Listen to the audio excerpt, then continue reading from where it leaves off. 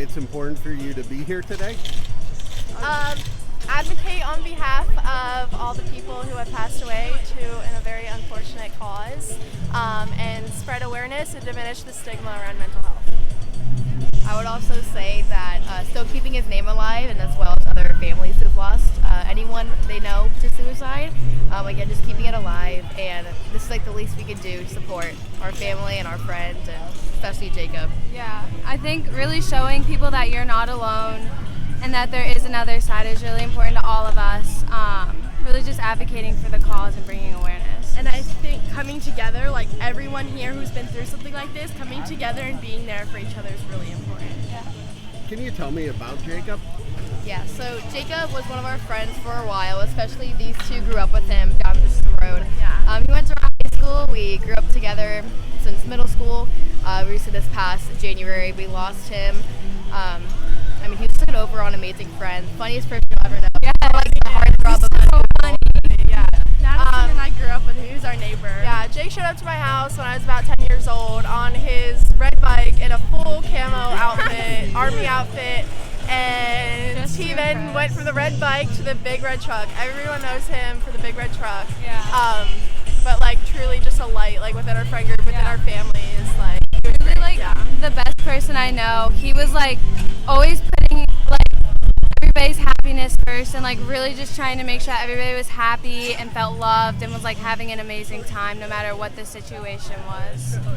Always laughing. He had Always the best laugh. laughing. He had the best laugh and the best smile. And it was the loudest laugh. If there was a video, you would hear it in the in the video very distinctively.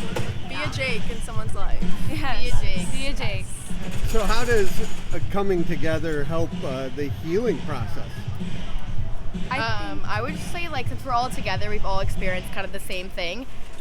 We're just always here for each other, as well as the other families, especially talking to them and hearing their story. Everyone, I don't know the word for it, but just coming together overall, it makes you feel like that you're not alone as well. You're not the only one who's going through this. Yeah, I would have to say the first week after it happened, we all, no matter like if we were friends or not, everyone who knew him got together and stayed together for at least a week and just showed each other the support that everyone needed. The level of support that came after he passed, especially within our community, you know, we're 16, 17, 18 now, and I think just seeing such a young community all come together and all really bond off of each other and really kind of rely off of each other emotionally and mentally was really, really important for all of us. Yeah. Last thing I want to ask is, what do you do for your own mental health? Talking about it, it was hard at first, but as you really like progress through, I guess, the grieving process, like talking about it, sharing his stories, like just keeps him alive, I guess. Doing things like this, you know, doing something about it, because this could save another kid, another group of friends who are really close to someone. Just keeping his name alive is really a big part of it. I say having a trusted group of friends, a trusted adults you can go to no matter what you're feeling, like knowing that someone's there for you. I always make sure I have that, and I think that helps a lot. Yeah, I think really just relying off of community, especially when you're in pain or going through something as serious as what we've all gone through. I think really relying and talking about it and just putting it all out on the table, how you're feeling, and communicating is really, really important.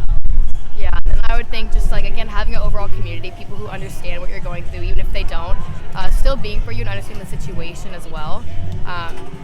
Overall, just having a shoulder to cry on when you need it, so that it doesn't happen to someone else, or no one else has to feel the kind of pain that everyone else here has felt before. Yeah.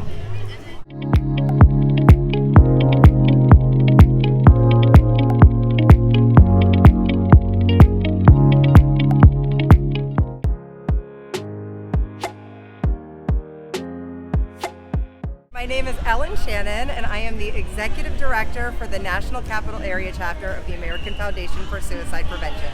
So what inspired you to get involved with this mission?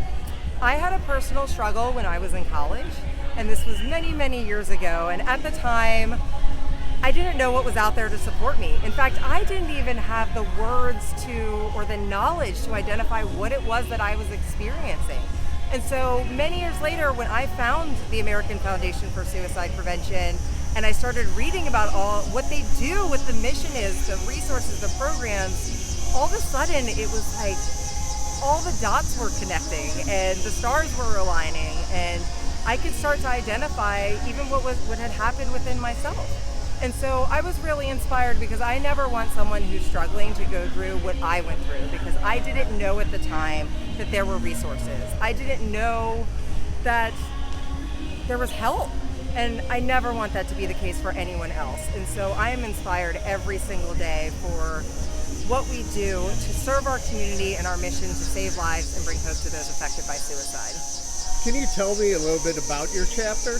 Yeah, so the National Capital Area chapter is one of 74 chapters all across the country. So no matter where you're seeing this from, you can connect with AFSP through our website at afsp.org and find a chapter near you.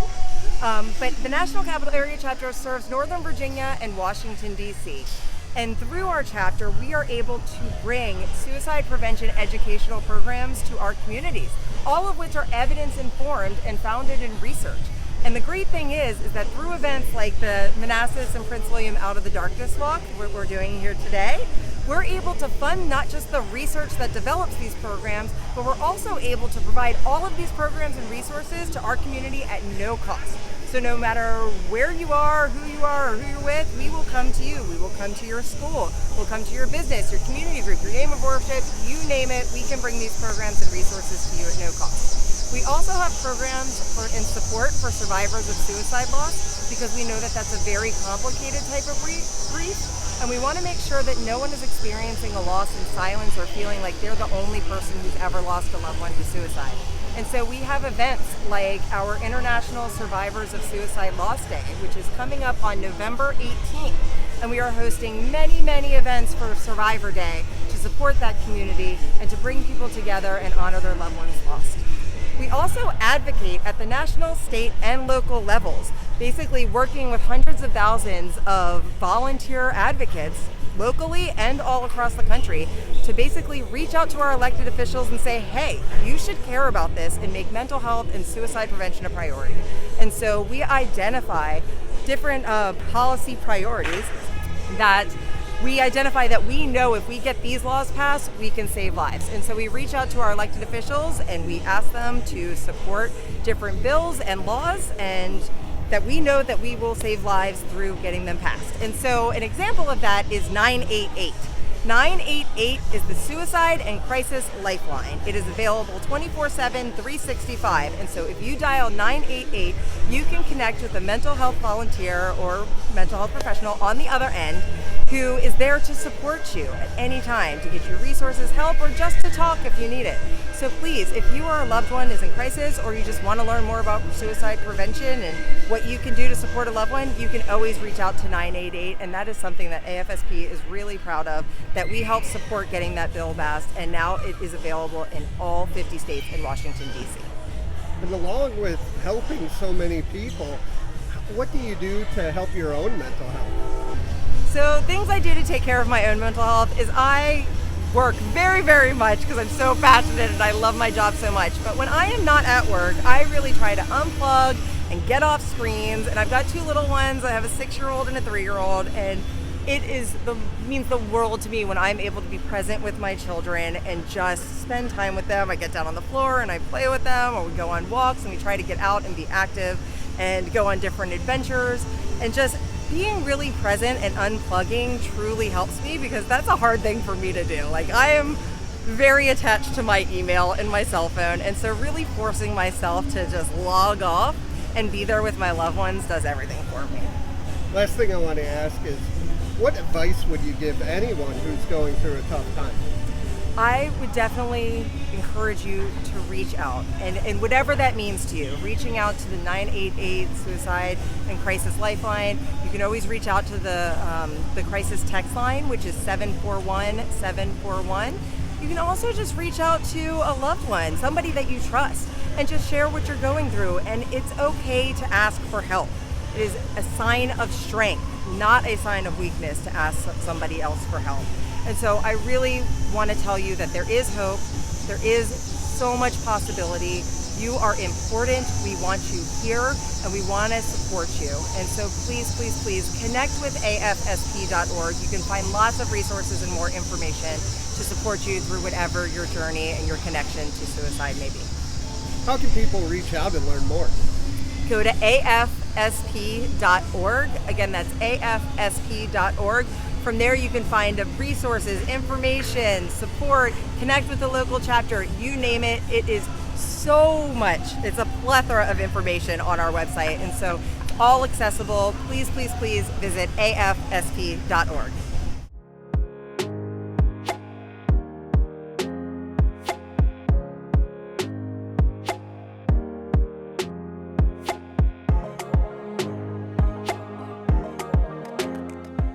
My name is Lori Queen, and I am the mother of Austin Queen and captain of Team of Queen.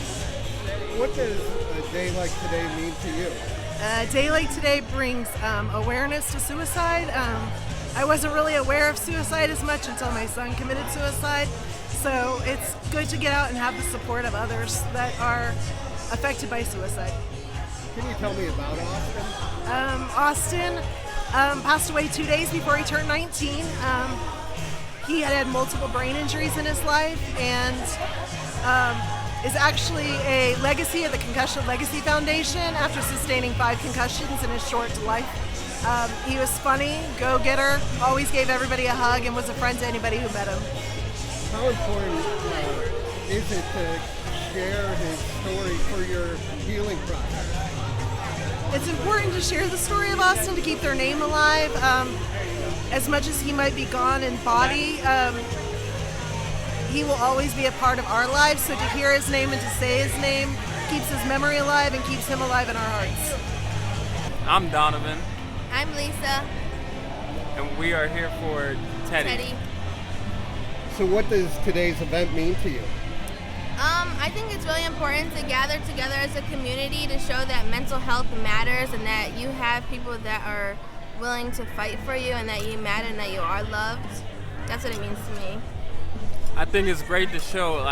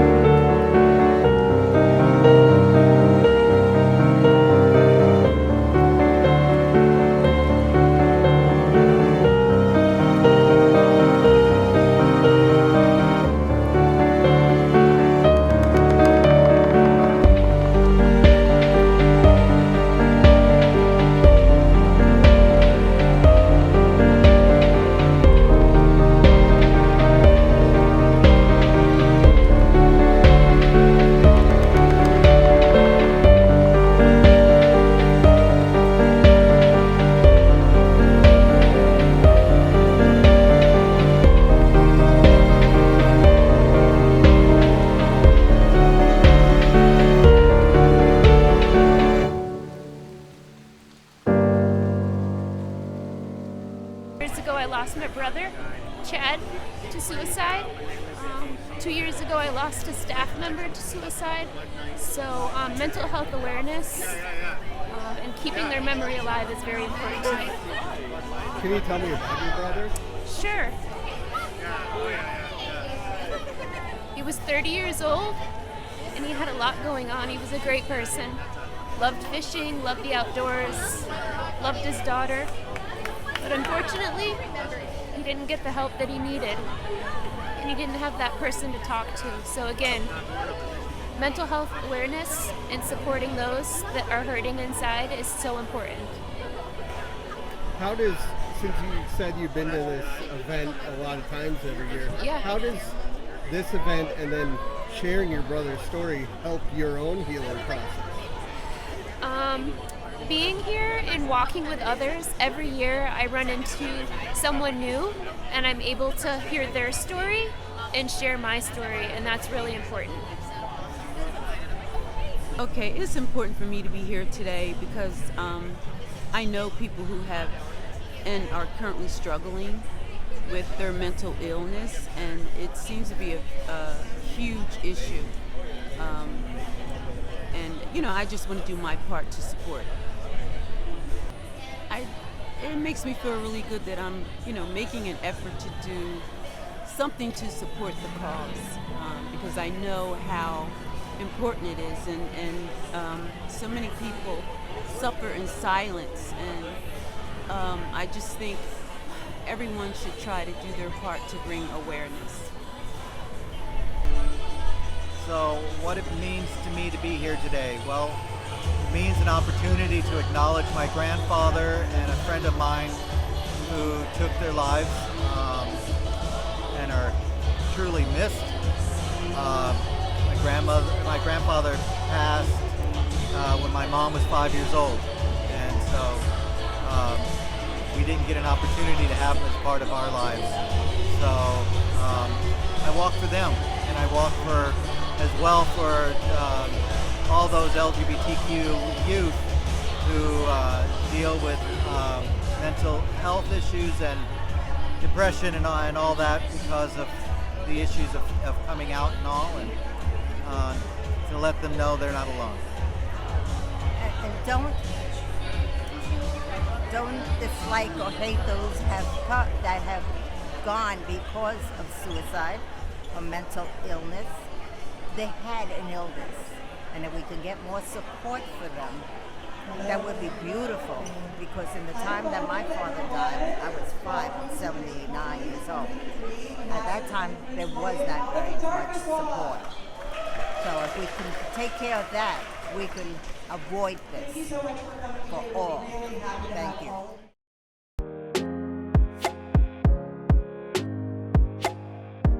During the pandemic, when everybody was, obviously we had to be cooped up inside. So coming out of the ashes of this, so to speak, we saw and realized the importance in everybody getting out, starting to mingle with others that are like themselves, veterans, EMS, first responders, law enforcement. So, and get their families out, and we're finding that's a little bit more difficult than what we had originally imagined. Everybody had grown comfortable staying inside, and to be honest with you, it doesn't take 5 minutes of watching the news and you see 100 reasons why you should stay inside.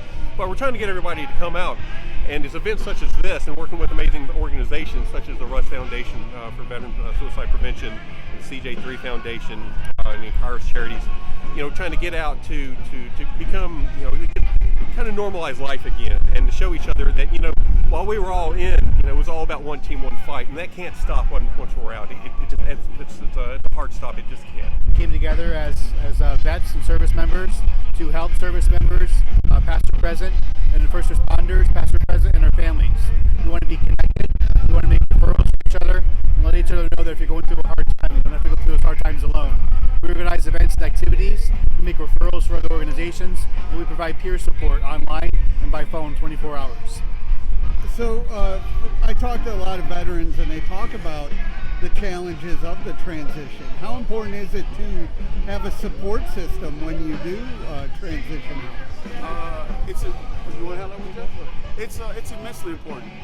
When you transition, you go from having a continued family every day, 24/7, 365, whether you're out the wire, in the wire, stateside, overseas, we're a family. And when you get home, that family dissipates. I always tell people, veterans are the biggest bunch of misfits you're ever want to meet, but we're family. It's like a big orphanage. I like to say we're all coming together with mom and dad, trying to make things work. But when you get out, you can isolate, lose that connection because you're not in it every day. You're not building munitions, you're not doing PT, you're not helping people get past tests, and so you lose your family dynamic.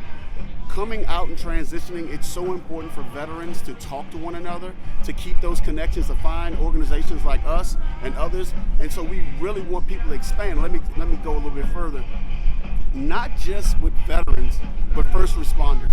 First responders see the worst of society and the best of society every single day, and they go through some of the hardships and traumas that a combat veteran or non-combat veteran would go through. And that's the biggest push for our organizations, that we want to encompass everyone that's on the front lines, either home or overseas. You do a lot to help others, but what do you do to help your own mental health? This is it. This is it. I actually got pushed by this guy to go back into the workforce. I now teach CTE at Charles City County High School. I'm a robotics instructor. So when I'm there, I have my dark days, I have bad days, I have good days. But knowing that I'm giving back, knowing I'm giving back to the community, knowing that I've got people like John and Jeff behind me that even say, even if I can't get into an event, they're like, Ryan, show up when you can, keep yourself together.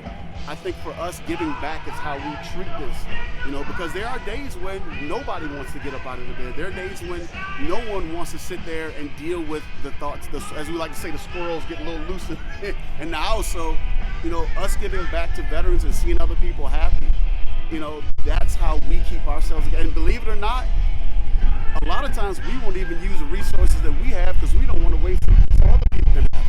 Because we know we're going to get there, but some people are worse off than we are. So it's a balance. It's a really hard balance, but I'm going to go back and double down on it. Us helping helps others. And like I tell my students in school, if you can learn, you can teach, and if you can teach, you can learn. And that's what we're doing. We're teaching and learning every day on how to deal with these things. And we want other veterans and first responders to be right alongside with us. We do come across a lot of resources as far as, hey, reminder, have a good meal, have a good balanced meal, or make sure you get your workout in. How's your sleep? How's your work-life balance? So when we share these resources, it's a reminder for us. Hey, if it's good for you, it's good for me. Hey, did I have a good breakfast? Am I drinking enough water? When's the last time I did a good workout?